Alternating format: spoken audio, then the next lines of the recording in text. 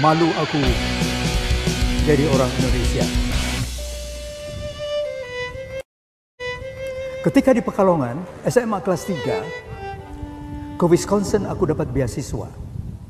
1956 itulah tahunnya, aku gembira jadi anak revolusi Indonesia.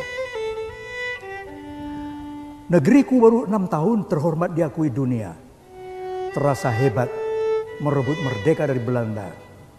Sahabatku sekelas, Tom Stone namanya, Whitefish Bay kampung asalnya, kagum dia pada revolusi Indonesia. Dia mengarang tentang pertempuran Surabaya. Jelas Bung Tomo jadi tokoh utama.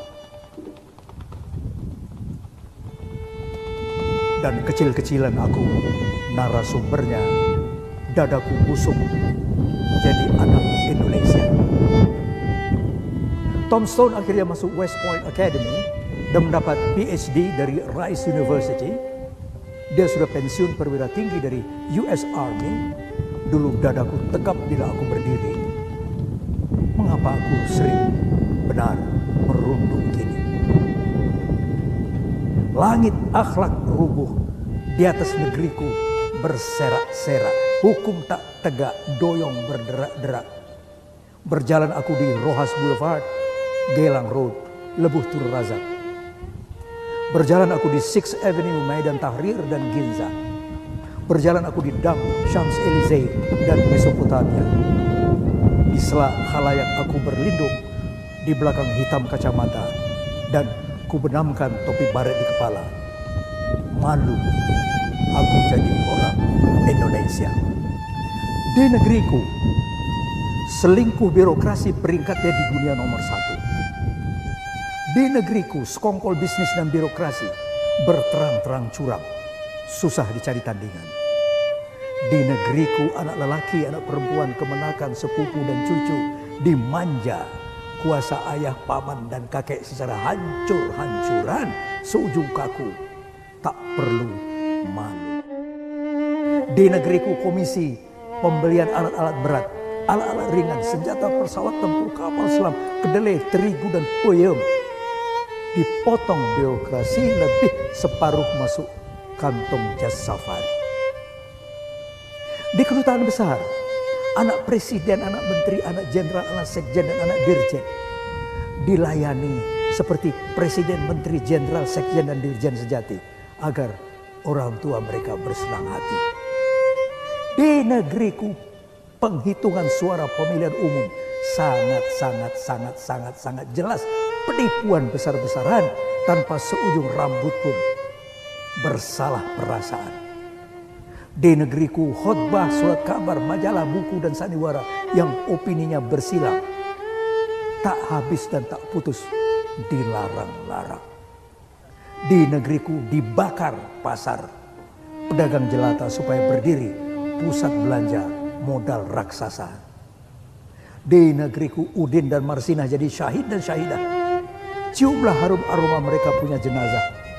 Sekarang saja sementara mereka kalah, kelak perencana dan pembunuh itu di dasar neraka oleh satpam akhirat akan diinjak dan dilunyah lumat-lumat. Di negeriku, keputusan pengadilan secara agak rahasia dan tidak rahasia dapat ditawar dalam bentuk jual beli. Kabarnya dengan sepotong SK suatu hari akan masuk Bursa Efek Jakarta secara resmi.